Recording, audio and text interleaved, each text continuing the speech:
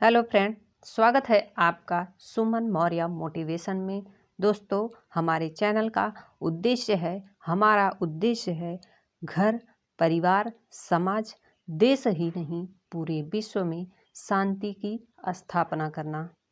हम विश्व की सभी समस्याओं पर चिंतन करते हैं और उस समस्याओं का हल निकालकर आपके सामने लेकर प्रस्तुत होते हैं। अगर आप चैनल पर नए हैं तो चैनल को सब्सक्राइब कर लें ताकि नए वीडियोस, नए विचारों और नए समाधान का सॉल्यूशन आप तक पहुंच सके।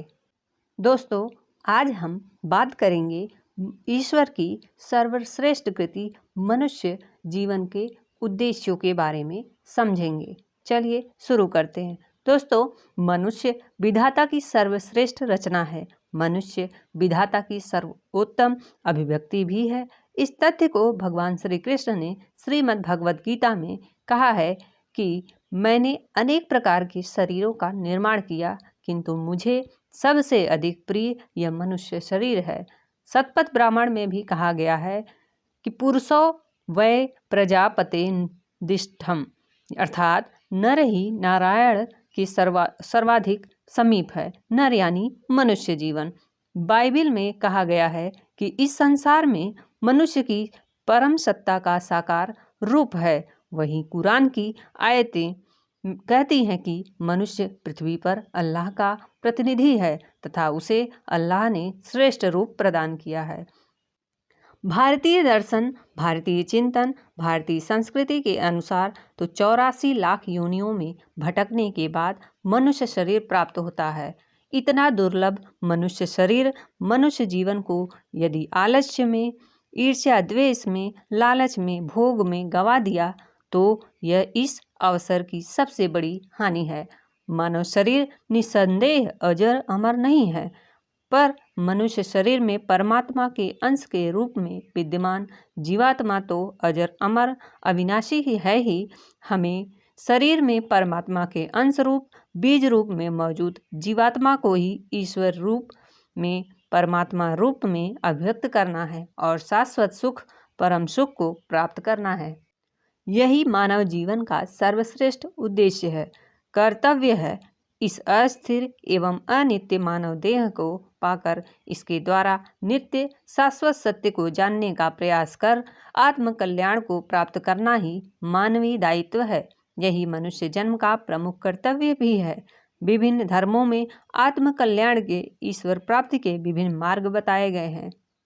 और यदि मनुष्य स्वयं को देह मानता है, शरीर मानता है, तो शरीर मात्र को सजाने, संवारने एवं इंद्रिय जन सुखों की प्राप्ति के पीछे ही उसकी सारी जीवन यात्रा सिमट कर रह जाती है।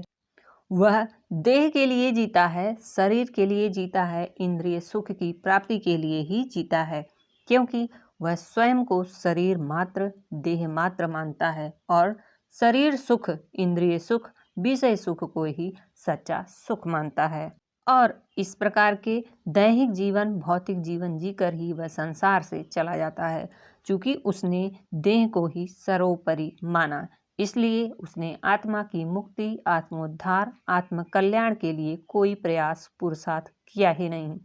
फलस्वरूप उसकी आत्मा उसके द्वारा किए गए विभिन्न प्रकार के शुभ अशुभ, पाप पुण्य आदि कर्मों के संस्कार रूप बंधन में बंधी ही रही और बार बार जन्म लेती रही, नए नए शरीर धारण करती रही, पर मुक्त नहीं हो पाई, क्योंकि उसकी मुक्ति के उपाय ही नहीं किए गए, पुरुषार्थ ही नहीं किए गए। इसलिए अधिकांश लोग दैहिक जीवन, भौतिक जीवन, लौकिक जीवन जीकर ही इस संसार से विदा हो जाते हैं। हम इस लौकिक जीवन में जन्म लेते हैं, भौतिक जगत में जन्म लेते हैं, भौतिक शरीर में जन्म लेते हैं। लौकिक जीवन, भौतिक जीवन मनुष्य जीवन का एक महत्वपूर्ण पहलू तो है, पर यह लौकिक भौतिक पहलू ही पूर्ण जीवन, संपूर्ण जीवन नहीं है। भौतिक सुख ही शाश्वत सुख नहीं है। इंद्रिय जन यानी कि शारीरिक सुख ही क्षणिक है, क्षण भंगुर यानी क्षण मात्र के लिए है, क्योंकि इनसे इंद्रियों को अस्थायी तृप्ति नहीं मिलती, परंतु आत्मा से सुख शाश्वत सुख है। इसे पाकर जीवात्मा को परम आनंद की प्राप्ति होती है और आत्मा सभी प्रकार के कर्म बंधनों से मुक्त हो जाती है और फिर जीवात्मा के जीवन मरण चक्रव्यूह से भी मुक्ति मिल जाती है। इसलिए भारतीयों ने भौतिक जीवन के साथ साथ आत्मिक जीवन, आध्यात्मिक जीवन जीने की महत्ता, आवश्यकता पर बहुत बल दिया है। भौतिक और आध्यात्मिक जीवन में संतुलन आवश्यक है। इसमें से किसी भी एक की उपेक्षा हमारे जीवन को अपूर्ण बना देती है। भौतिक जीवन एकांगी जीवन है, यह अपूर्ण जीवन है, पर आध्यात्मिक जीवन, आत्मिक जीवन से हमारा जीवन पूर्ण बनता है, संपूर्ण बनता है। इसलिए पूर्ण जीवन, संपूर्ण जीवन, आनंदपूर्ण जीवन जीने के लिए भारतीय संस्कृति में धर्म, अर्थ, काम व मोक्ष के रूप में प्राप्ति पर बल दिया गया है। अर्थ और काम को भौतिक जीवन का महत्व दिया गया है, वहीं मोक्ष प्राप्ति के लिए आत्मिक जीवन व आध्यात्मिक जीवन को महत्व दिया गया है। पर धर्म सिर्फ आत्मिक आध्यात्मिक जीवन के लिए नहीं, बल्कि सुखी व सफल भौतिक जीवन के लिए भी अनिवार्य है। धर्म और मोक्ष की उपेक्षा किए जाने से ही आज समाज में नफरत, घृणा, व्यभिचार, भ्रष्टाचार, अनाचार, हिंसा आदि व्यापक रूप से सब व्याप्त है। मनुष्य आंतरिक रूप से अशांत है, बेचैन है, व्याकुल है। यह व्यक्ति व समाज दोनों के लिए अशुभ है। आध्यात्म हमें अपने मानवीय स्वभाव में रहना सिखाता है, मानवीय मर्यादा में रहना सिखाता है। यह उचित, अनुचित, शुभ, अशुभ, अच्छे बुरे का भेद कर उचित व्यवहार, शुभ व्यवहार, अच्छे व्यवहार व स्वभाव में रहने को प्रेरित करता है। यह अनैतिक क्रियाकलापों से दूर रहने की प्रेरणा देता है। हमें यह अर्थ एवं काम जैसे भौतिक व नैतिक एवं उचित तरीके से प्राप्त करने की प्रेरणा देता है। अध्यात्म हमारी अशुभ व अकलुषित भावनाओं तथा अनियंत्रित आर्थिक अभिलाषाओं पर अंकुश व नियंत्रण रखकर जीवन को सरल, शांत और आनंदमय बनाने रखने के लिए आदेशित करता है। आध्यात्म को जीवन के प्रारंभ से ही धारण कर लेने से हमारे अन्य 3 काम सिद्ध हो जाते हैं।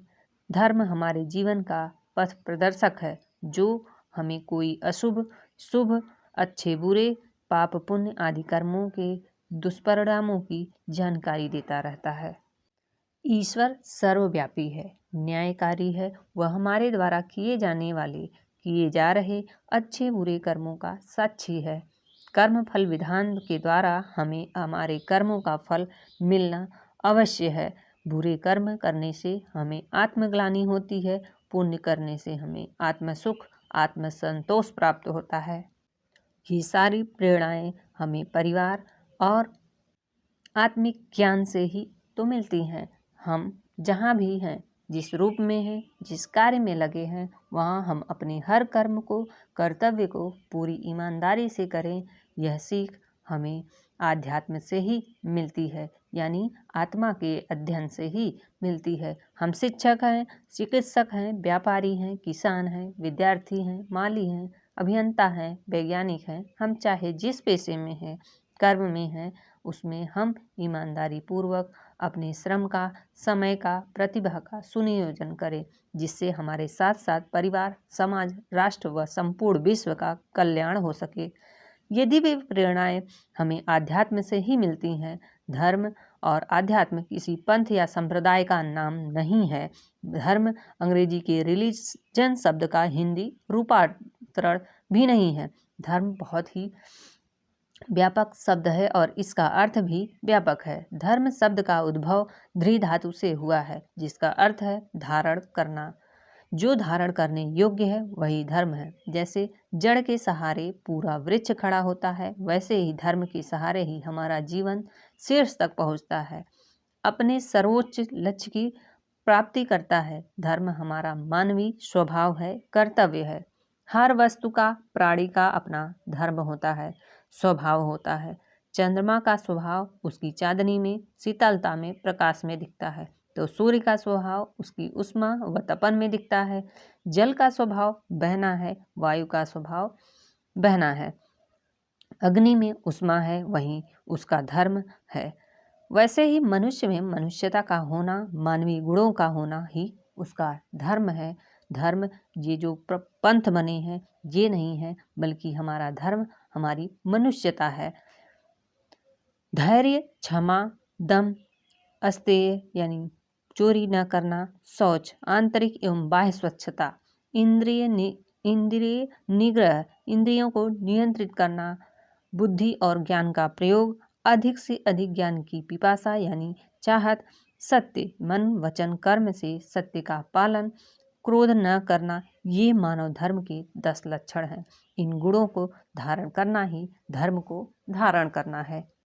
जब व्यक्ति इन गुणों को धारण कर लेता है तब वह स्वभावतः ही अपने स्वधर्म का कर्तव्य का पालन बड़ी ही निष्ठा व ईमानदारी से करने लग जाता है। वह अर्थ जैसे पुरुषार्थ की प्राप्ति करते समय भी धर्म का ख्याल रखता है। उचित, अनुचित, नैतिक, अनैतिक तरीकों का ख्याल रखता है। वह काम अर्थात अपनी कामनाओं, इच्छाओं की पूर्ति में भी धर्म का पालन करता है। वह अपनी इच्छा पूर्ति, कामना पूर्ति के लिए अनुचित या अनैतिक तरीके नहीं अपनाता। इस प्रकार जीवन के हर कर्म को धर्म एवं आध्यात्म की दृष्टि से करते करते व्यक्ति का जीवन नैसर्गिक रूप से धर्ममय हो जाता है। उसका चित्त पवित्र होने लगता है और वह मोक्ष का अधिकारी बन जाता है। उसके जीवन में सभी प्रकार के मोह का क्षय हो जाता है, वह मुक्त हो जाता है। वह भव बंधनों से मुक्त हो जाता है, वह जीवन मरण के बंधन से मुक्त हो जाता है और इस प्रकार लौकिक और परलौकिक, भौतिक और आत्मिक दोनों ही दृष्टि से व्यक्ति लाभ में रहता है। वह लौकिक व परलौकिक दोनों जीवनों में आनंद को प्राप्त करता है। निसंदेह धर्म ही मानव जीवन का आधार है और जिस व्यक्ति के जीवन में आधार जितना सशक्त है वह उतना ही समर्थ है, सुखी है। इसे धारण कर ही हम अपने जीवन को आनंद से परिपूर्ण बना सकते हैं। दोस्तों, वास्तव में ये जो धर्म है ये धर्म नहीं पंथ हैं, जैसे कि हिंदू धर्म, मुस्लिम धर्म, ईसाई धर्म, ये पंथ है यानी कि ये जीवन शैली है। वास्तविक धर्म है अपनी आत्मा का अध्ययन करना और मनुष्यता से जीवन जीना। तो दोस्तों, आज के विचार यहीं तक समाप्त होता है। मिलते हैं नए वीडियो में नए टॉपिक पर। धन्यवाद।